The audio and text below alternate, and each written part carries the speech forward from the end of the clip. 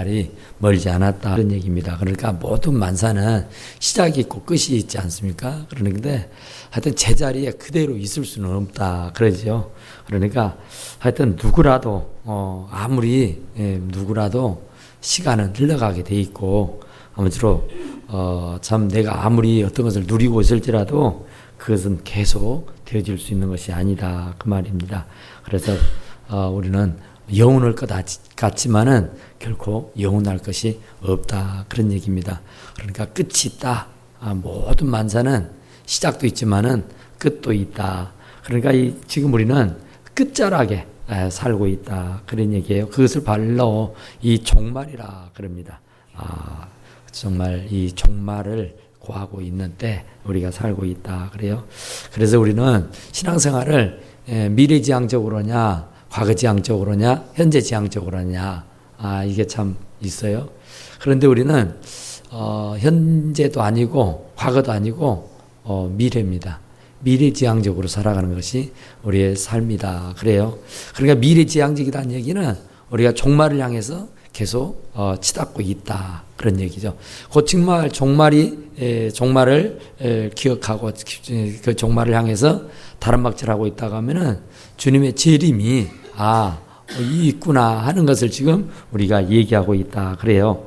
그래서 이 미래지향적이다는 얘기는 바로 우리가 종말을 기대하고 있다 그런 얘기고 그 종말은 곧 미래지향적으로 대비하고 살아야 되는 것이다 그러죠. 그러니까 미래 그 종말 그건 재림 이렇게 되는 겁니다.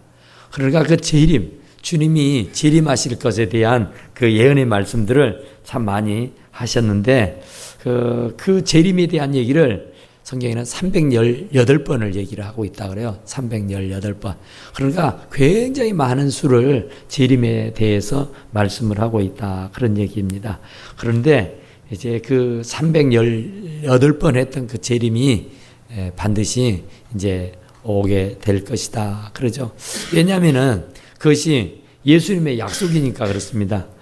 오늘 우리가 말씀을 읽었지만은 그때 인자의 징조가 하늘에서 보이겠고 이것은 이제 예수님께서 하시는 말씀이에요. 그때 바로 이 마지막 종말 재림 때에는 징조가 하늘에서 보이겠다. 그 징조는 땅의 모든 족속들이 통곡하며 그들이 인자의 구름 타고 능력과 큰 영광으로 오는 것을 보리라. 그러니까 재림하실 예수님이 이렇게 구름 타고 오실 것이다. 그리고 능력과 큰 영광으로 오르는 것이다. 그러죠. 그러니까 지금 우리나라뿐만 아니라 세계 도처에 재림 예수, 내가 재림 예수다라고 얘기하는 사람들이 굉장히 많다 그러죠.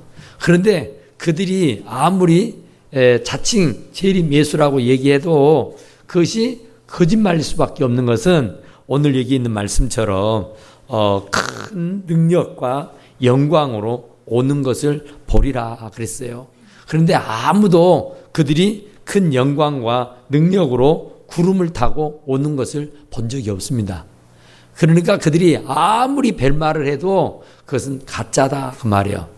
그러니까 여기 있다 저기 있다 해도 믿지 말라 그러는데 하여튼 이러쿵저러쿵 벨말을 해도 구름 타고 왔냐 당신 그리고 능력과 큰 영광으로 왔느냐 그 온 것을 누가 봤냐 그 말이에요. 그러니까 이 말씀은 예수님께서 그 재림하실 예수님 다시 오실 그분이 어떤 모습으로 올 것인가에 대해서 말씀을 하고 있어요. 그러니까 재림 예수가 왔다고 하면은 이런 모습으로 올 것이다. 그러면 이런 모습이 아니었었다고 하면은 그것은 가짜다. 그런 얘기예요. 그러니까 누가 뭐라 그래도 이런 모습이 아니었었다면은 그것은 가짜이니까 절대 믿어서는 아니 되는 것이다. 그 말이에요. 또 하나 봅니다. 요한복음을 봐봐요. 요한복음 14장. 요한복음 14장 2절 3절. 요한복음 14장 이것도 바로 예수님이 재림에 대해서 말씀하라는 겁니다. 시작.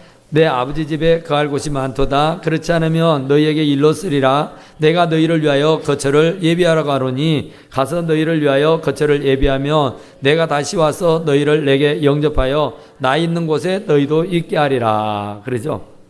그러니까 예수님이 지금 하늘로 승천해 가시고 이제 하시는 말씀이 내가 너희들이 있을 거처를 마련하러 간다. 예비하러 간다. 그리고 그 예비하고 다 끝이 나면 내가 다시 와서 너희를 내게로 영접하여 나 있는 곳에 너희도 있게 하리라. 이게 예수님의 말씀입니다.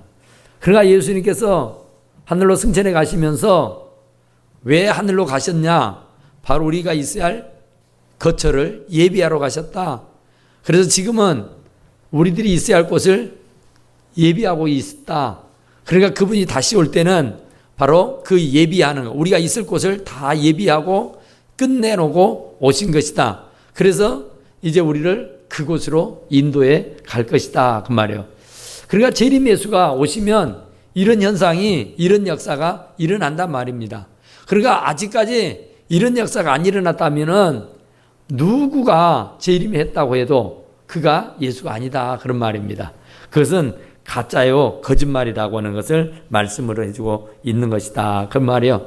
이건 예수님의 말씀이고, 이제 사도들, 제자의 얘기를 들어보면 또 그렇습니다. 요한계시록을 한번 봐봐요.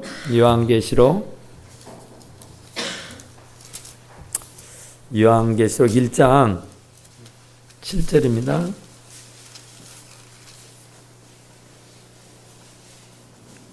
자, 요한계시록 7장. 이제 이 요한이라는 사도가 이제 그 예수님의 이렇게 오신다 하는 것을 이제 말하는 겁니다. 자, 7절의 시작. 볼지어다 그가 구름을 타고 오시리라. 각 사람의 눈이 그를 보겠고 그를 찌른 자들도 볼 것이고 땅에 있는 모든 족속이 그로 말미암아 애곡하리니 그러하리라. 아멘. 그러니까 예수님이 하셨던 말씀하고 그 제자 요한이 했던 말씀이 어때요? 굉장히 비슷하죠? 아주 흡사하잖아요. 구름 타고 오신다는 얘기도 똑같고, 여기 보니까, 애고갈 것이다 하는 말씀도 똑같죠? 그러니까, 이렇게 예수님이 하신 말씀이나 그 제자 요한이가 했던 말씀이나 구름 타고 오신다는 거예요. 그러면 재림하실 예수님은, 구름 타고 오시는구나. 이게 맞아요. 그런데 아직까지도 재림 예수라고 하는 사람들이 구름 타고 왔냐, 그 말이에요. 안 왔어요. 그러면은 그것은 거짓말이다. 또 땅에 있는 모든 족속이 그로 말미암아 애곡할 것이다. 그러니까 그런 일이 없었잖아요. 당신들은 재림 예수라고 얘기하지만은 누가 그들이 그 재림한 것을 알고 애곡한 사람이 있었냐 그 말이에요. 아무도 애곡한 사람이 없습니다. 그러면은 그것은 가짜다 그런 얘기예요. 또 하나 봅니다. 바울은 또 뭐라고 말했냐면은 데살로니가 전서를 봅니다. 데살로니가 전서.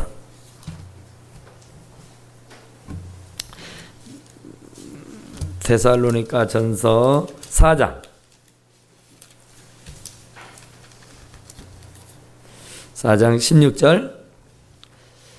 데살로니가 전서 4장 16절 시작. 주께서 호령과 천사장의 나팔소리와 하나님의 나팔소리로 친히 하늘로부터 강림하리니 그리스도 안에서 죽은 자들이 먼저 일어나고 그 후에 우리 살아남은 자들도 그들과 함께 구름 속으로 끌어올려 공중에서 주를 영접하게 하시리니 그리하여 우리가 항상 주와 함께 있으리라. 아멘.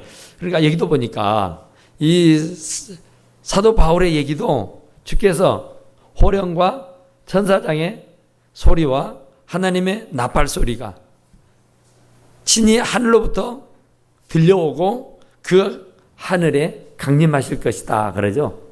그 하늘에 구름 타고 오신다 그런 얘기예요. 여기도.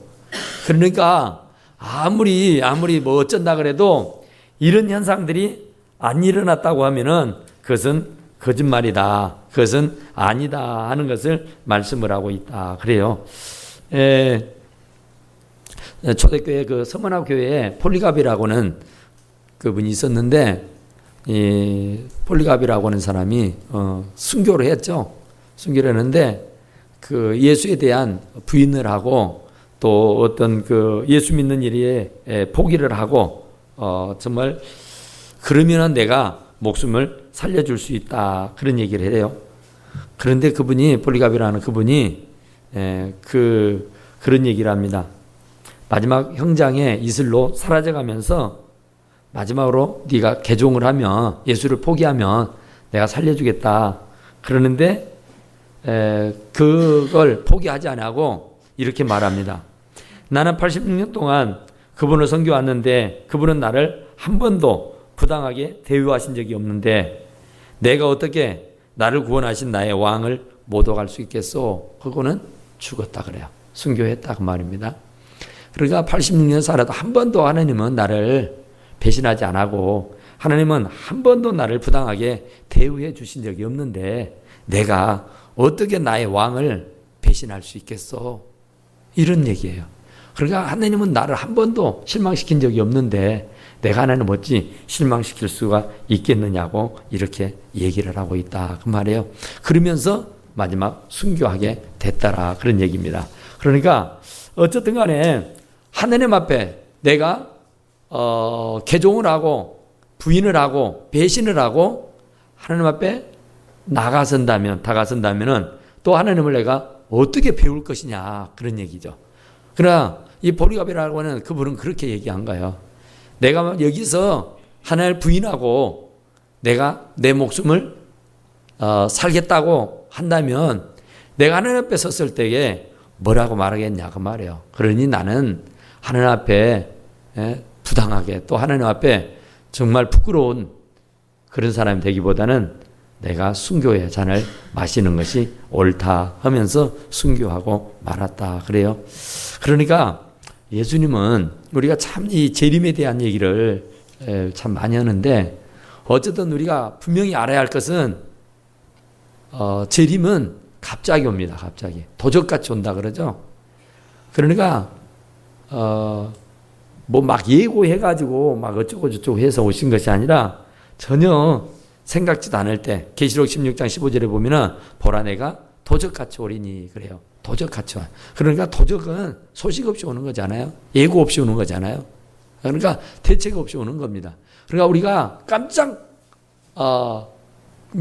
정말 깜짝같이 온다 그런 말이에요.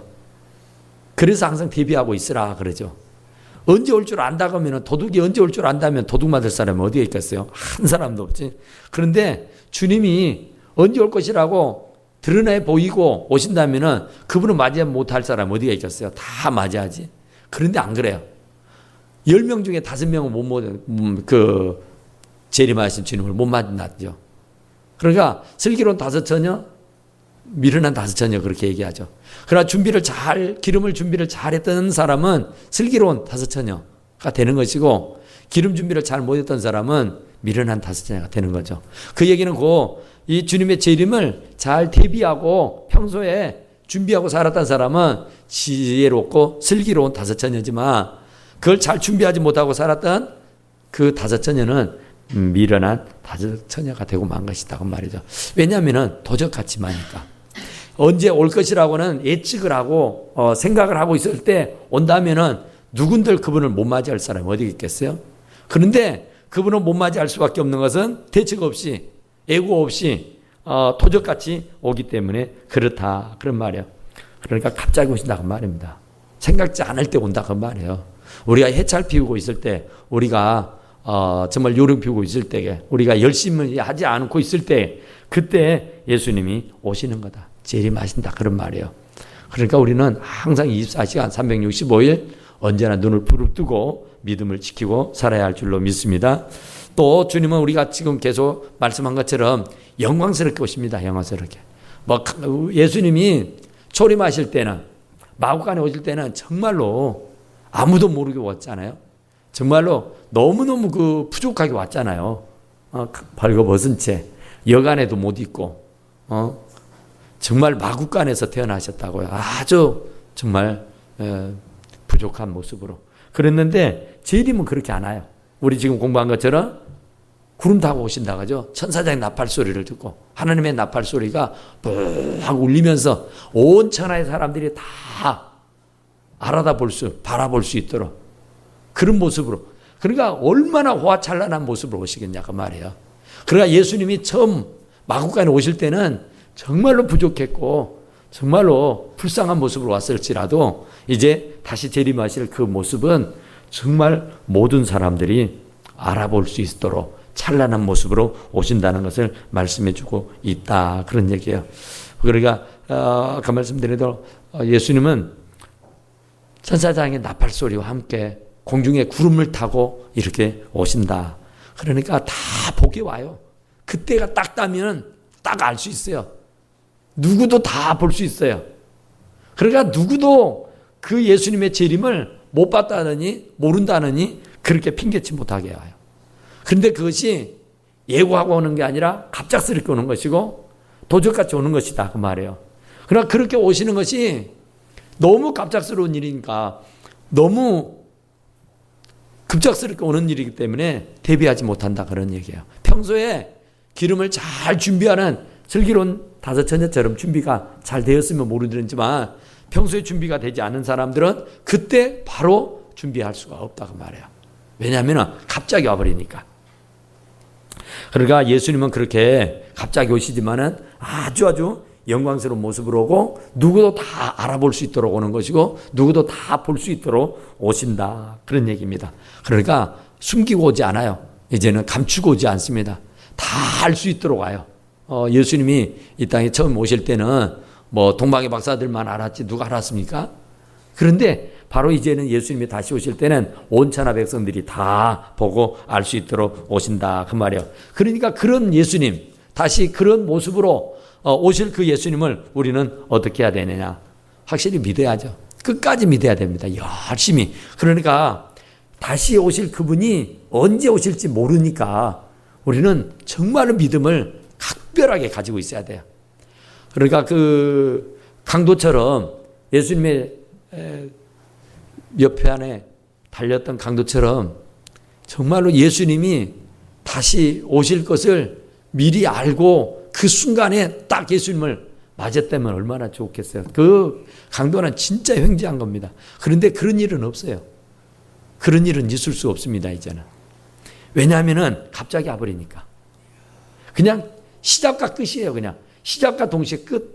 그러니까 뭐 거기에서 재고할 기회도 없고 다시 뭐 어떻게 제가 할 수 있는 그런 상황이 아니 된다. 그런 얘기죠. 그런데 성경은 예수님에 대한 예언의 말씀을 331번을 한다고 해요. 학자들이 하면 331번. 그런데 그 331번 하는데 그 마지막 한 번이 재림이랍니다. 그러니까 마지막 한 번만 남았다 그 말이에요. 다 이루어졌는데 이제 마지막 한 번 딱 남는 것이 재림이라고요. 그러니까 탄생하는 거, 죽은 거, 또 부활한 거, 승천한 거, 그리고 그분이 이 땅에 살면서 행했던 모든 일들이 다 예언의 말씀대로 이루어지는 거라고요. 그분의 그 하루하루 사람들이 그 과거에 선자들로부터서 다 예언되어져 있고 약속되어져 있는 일이라고요. 그런데 그런 일들이 330번이라니까요. 다 이루어졌어요. 그런데 이제 마지막 한 번 남았는데 그것이 재림이라는 거야. 그러니까 이제까지 다 330번이 이루어진 거 보면은 이제 마지막 한 번도 반드시 이루어진다고 하는 사실을 우리가 믿게 되기를 간절히 바랍니다. 그러니까 믿어도 되는 거예요. 왜냐하면은 지금까지 330번의 예언의 말씀이 하나도 안 이루어진 것 없이 전부 다 이루어졌단 말이에요. 그러니까 이제 마지막 하나 남은 것이 재림이라고요. 그런데 그 재림은 도적같이 와요. 그 재림은 정말 영광스러운 모습으로 와요. 그 재림은 감쪽같이 누구도 대비하고 있지 못할 때 호련히 오신단 말이에요. 그러니까 우리는 평소에 대비해야 하는 것이다. 그런 말이죠. 그래서 우리는 잘 준비해야 됩니다.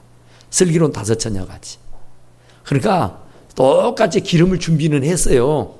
그런데 그 주님이 신랑이 좀 늦게 와버린 거예요. 자기들이 예상했던 바대로가 아니라 예상했던 시간보다 더 많은 시간이 지체돼 버렸어요. 그러니까 자기는 이쯤 정도면 될 것이다 하고 기름을 준비했는데 그 기름이 다 떨어져 버린 거예요. 그래서 그 기름을 사러 가는 그 순간에 예수님이 와버린 겁니다. 그러니까 기름을 좀 넉넉하게 잘 준비를 했으면 괜찮았을 텐데 5명이 슬기로운 처녀는 넉넉하게 준비를 한 거예요. 타이트한 것이 아니라. 그래서 그 주님을 만지할 수가 있었다 그래요. 그러니까 우리 신앙도 마찬가지예요. 어느 기간을 정해놓고 그러잖아요. 군대 가기 전까지는, 결혼하기 전까지는, 뭐 어제 돈 벌기 전까지는, 뭐 어쩌고 간에 젊었을 때는 어쩌고 막 그러잖아요. 그런 이유가 있잖아요. 그때는 열심히 해요. 그런데 그 기간이 지나고 나면은 믿음이 해이해져 버리죠. 그러니까 그 슬기로운 5처녀는 결혼하기 전이나 뭐 군대 가기 전이나 무슨 대학 가기 전이나 취업하기 전이나 무엇이나 변함이 없었어요. 변동이 없어요. 꾸준했어요. 그 신앙이. 그러니까 그 신앙이 주님을 맞이할 수 있는 신앙인 줄로 믿습니다.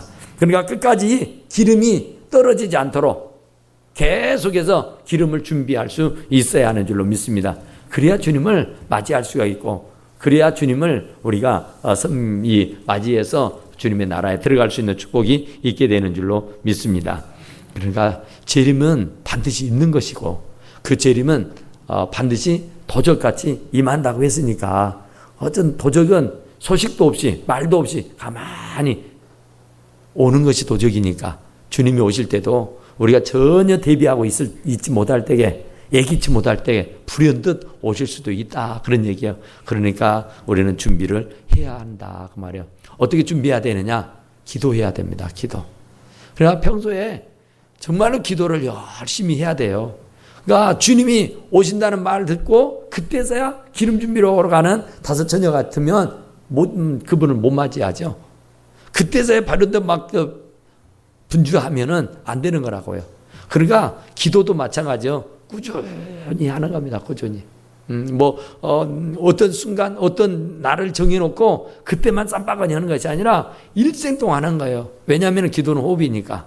기도는 쉼 없이 하는 겁니다. 쉼 없이. 우리가 기도를 영혼의 호흡이라고 하잖아요. 우리의 육신의 호흡은 멈추면 끝나가는 거죠. 죽죠. 그러니까 우리의 영혼도 마찬가지죠. 이 영혼의 호흡도 우리가 멈추면 끝나는 겁니다.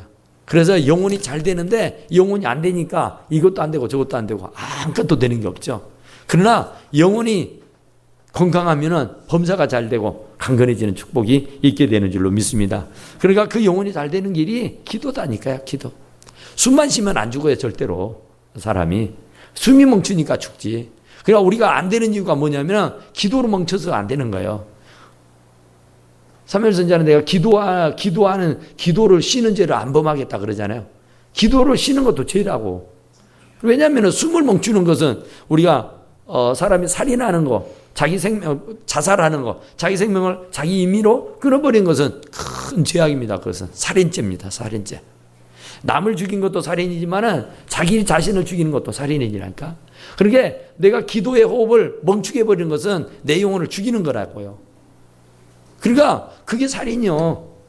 우리가 남을 죽이고 나를 죽이는 것이 살인인데 정말 이 영혼을 죽여버리는 거, 영혼이 호흡을 쉬지 못하게 숨을 멈추게 하는 거, 그것이 바로 살인이요. 그것이 뭐냐면은 기도가 쉬어지는 거고 기도가 멈추는 것이다 그 말이에요. 그러니까 쉬지 말고 기도하라 그랬어요. 왜? 쉬면 죽으니까. 죽지 않고 살아라 그 말이에요. 그러니까 죽지 않고 살기 위해서는 우리가 계속해서 기도하는 겁니다. 길을 가면서도 기도하는 것이고, 아무쪼록 설거지를 하면서도 기도하는 것이고, 어쨌든 직장에서 일을 하면서도 기도하는 것이고, 어쨌든 우리가 소리내서 안 하더라도 마음으로 기도하는 겁니다. 묵상하면서 기도하는 거예요. 그러니까 기도는 장소가 없어요. 때와 장소가 없는 겁니다. 항상 할 수 있는 거예요. 숨이라는 거, 이 호흡이라는 것이 어디 정해놓고 합니까? 어디 장소 정해놓고 어느 시간을 정해놓고 안 그러잖아요. 그냥 하는 거예요. 그냥. 그렇죠. 기도도 마찬가지예요.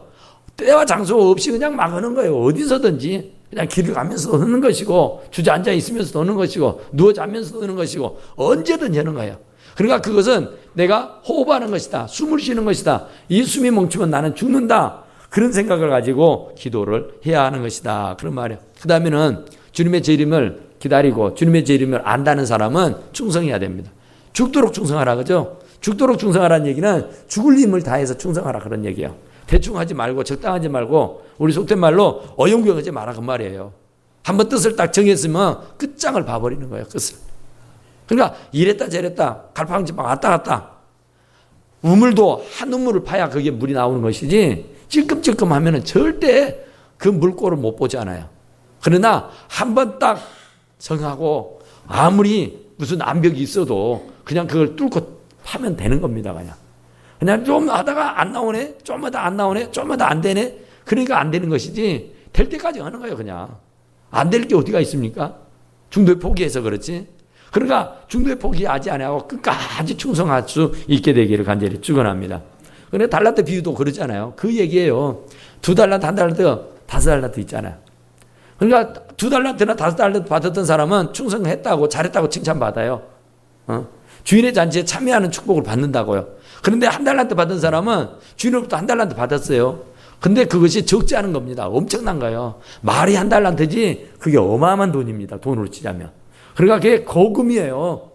그런데 그 거금을 받아가지고 그가 땅을 파고 묻어두어라 그랬다 해죠. 그걸 묻어두는 게 아니에요. 그거 가지고 와서 장사를 하든지 그거 가지고 와서 남에게 꿔주기라도 해서 이자라도 받아야죠. 그런데 그것을 어리석게 땅을 파고 묻어버렸어. 그러면 이자도 없어요. 그 오직 본전밖에 안 된다니까요. 근데 그게 본전으로 만족할 일이 아니에요. 왜냐하면 그 가치가 어마어마한 돈이니까. 우리가 마찬가지요. 나 믿음 생활 하는 것으로 만족하면 안 되는 거예요. 나라고 하는 사람은 얼마나 대단한 존재냐면은 그 하나님의 아들 독생자가 죽고 대신 나를 살려주신 거예요. 그러나 예수님과 바꾼 나다란 말입니다. 그러니까 예수님과 나를 바꿔서 막 바꾸치기를 했단 말이에요. 그만큼 우리가 가치 있는 사람이고 대단한 인물들이요. 그런데 내가 그냥 아무것도 하지 아니하고 아무것도 남기지 않는 채 그냥 내 홀 몸만 받아 주시옵소서. 그러면은 이 악하고 무익하고 종이라고 책망을 드리고 꾸지름을 받는 거예요. 그런데 2달란트 남겨온 사람, 5달란트 남겨온 사람은요, 잘했다고 칭찬되는 거예요. 주인의 잔치에 함께 참여하는 그런 축복을 받게 되는 것인 줄로 믿습니다. 그러니까 나 혼자 신앙 지켰다고 나 잘했다고 한 게 아니에요. 그건 아주 기본적인 거라니까요. 그것은 누구나 다 1달란트는 다 있는 거예요. 누구나. 그런데 그 1달란트 있는 것 갖고 칭찬 들을 수가 없는 거라니까요. 책망 들을 이유밖에 없는 거예요. 그것을 2달란트를 최소한 남겨야 되고 5달란트를 남겨야 되는 겁니다. 그러니까 5달란트 받은 사람은 또 5달란트, 2달란트 받은 사람은 또 2달란트. 그러니까 배로 남길 수 있어야 된다 그 말이에요. 배로. 그래야 칭찬 듣지. 그냥 나 혼자 믿음 잘 지키고 살다가 주님 앞에 가면은 유구무원이라니까요. 게으르고 무익하고 악한 종이라 그래요. 어디 보자고 회개하죠. 그러니까 주님의 재림이 임박하다. 주님의 재림이 임한다. 그러면은 재림 뒤에는요 심판이 있다는 것을 알아야 돼요. 여기도 보면은 뭐 왕이 뭐 부자가 어느 나라로 여행을 가면서 종들에게 달란트를 맡겼다 그러잖아요. 그리고 끝난 것이 아니잖아요. 그 주인이 그 왕이 자기의 업무를 다 마치고 돌아와서 그 자기가 줬던 달란트를 다시 돌려받기를 원합니다. 그래서 회개하자 그러죠. 어디 가져와 봐라 그러죠. 계산하자 그래요. 그러니까 주님이 다시 오실 때는 계산하러 오는 겁니다. 계산하러. 그러니까 주님이 다시 오는 것이 우리에게는 참 이게 축복일 수도 있지만은 우리에게 큰 문제일 수가 있다니까요. 2달란트를 받아서 2달란트 남긴 사람은 축복이고 5달란트 받아서 5달란트 남겼던 사람은 축복이지만은 1달란트 받아가지고 땅에 묻어뒀던 사람들은 이제 슬피 울며 이를 가는 일이 생기게 될 거예요. 1달란트 이거 주인이 나 1달란트 줬던 거 1달란트 가져왔습니다. 그러면은 이 악하고 무익한 종이라고 한다니까요. 책망 듣고 꾸지람 받고요. 바깥 어두운 데로 내쳐버리라 그러죠. 그래서 거기에서 슬피 울며 이를 갈게 된다고 그래요. 그냥 나 혼자 믿음 지켰다고 해서 칭찬 들을 일이 아니라니까요. 계산이 남았어요. 계산하자 그래요. 주님이 오실 때는 계산하러 온다니까요. 그러니까 여기에 이 달란트 비유도 계산하자 그러잖아요. 분명히 계산할 날이 옵니다. 마지막에 주님 오실 때는 계산하러 오는 거니까 어쨌든 우리가 주님 앞에 부끄러움 당하지 않아야 돼요. 그러려면은 정말로 우리가 막연하게 주님의 재림을 기다리고 사모하고 있을 것이 아니라 주님 앞에 정말 섰을 때 부끄러움 당하지 않도록 잘했다 착하고 충성된 종이라 칭찬 듣고 네가 주인의 잔치에 함께 참여하는 자가 되라 하고 주인의 잔치에 함께 참여해서 기쁨을 나눌 수 있는 사람이 되어야 되는 줄로 믿습니다. 정말 부끄러운 구원을 얻어가지고 어찌할 줄 몰라서 슬피 이를 가는 일이 생겨나면 결코 아니 되는 줄로 믿습니다. 그러니까 오직 주님 앞에서 부끄럽지 않아야 되잖아요. 그러니까 한 달란트 가지고 왔다고 해서 자랑칠 일이 아니다니까요. 나 혼자 믿음 지키고 살았다고 해서 칭찬받을 일이 아니라니까요. 그것이 주님 앞에는 안 받은 사람이 없어요. 그러니까 다 각각 다 주었어요. 다. 그러니까 이 땅에 사는 사람들은 전부 다가 신앙심이 있는 거예요. 신앙의 씨, 종교의 씨를 하나님께 다 집어넣어 주었습니다. 그래서 그것을 얼만큼 극대화시키고 그것을 얼만큼 더 부발전시켰느냐 그 차이입니다. 그런데 나 혼자 구원받았다고, 나 혼자 잘 믿었다고, 나 혼자 잘했다고 그것 갖고는 안 되는 거예요. 얼마나 남겼냐, 얼마나 많이 남겼느냐가 중요한 것들로 믿습니다. 그러니까 우리는 전부 다 주님 앞에 마지막 섰을 때에 정말 부끄러운 구원받지 마시고 그 한 달란트를 가지고 그 주님 앞에 섰을 때 어디 보자 할 때에 5달란트를 남겼다든지 2달란트를 남긴 사람들은 얼마나 의기양양했어요. 얼마나 자신 있겠어요. 얼마나 떳떳하겠어요. 그런데 한 달란트 받아가고 한 달란트를 가지고 가는 사람은 얼마나 부끄럽겠어요. 뒷꼭지가 부끄럽겠잖아요. 얼마나 창피하겠어요. 얼굴을 들 수가 없겠죠.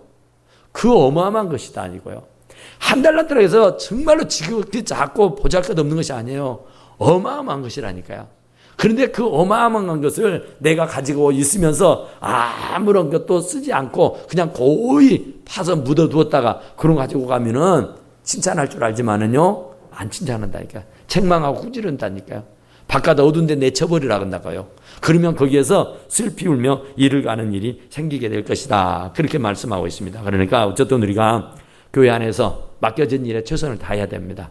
어쨌든 주님 오실 날까지 우리가 정말 최선을 다해야 돼요. 배로 남겨야 되니까 어쨌든 간에 배가 돼야 됩니다. 배가. 한 달란트 받았으면 2달란트를 남겨야 되고 2달란트 받았으면 4달란트 돼야 되고 5달란트 받았으면 10달란트가 돼야 됩니다. 어쨌든 간에 배로 남겨야 돼요. 그래야 주님의 잔치에 참여하고 주님 앞에 칭찬 들을 수 있는 것이지 나 혼자 어렵게 신앙생활 했다고 나 혼자 잘했다고 칭찬 들을 일은 아닙니다. 그것은 누구도 다 할 수 있는 일이에요. 그것은. 누구도 다 할 수 있어요. 그런데 그 남기는 역사가 우리에게 꼭 있어야 되고 그 남기는 역사가 있어야 주님 앞에서 칭찬 듣고 멸관 받았습니다는 사실을 기억하시기를 간절히 바라고 어쨌든 마라나타 주 예수여 어서 오시옵소서 막연하게 정말 우리가 주 예수여 어서 오시옵소서 이렇게 노래할 것이 아니라니까요.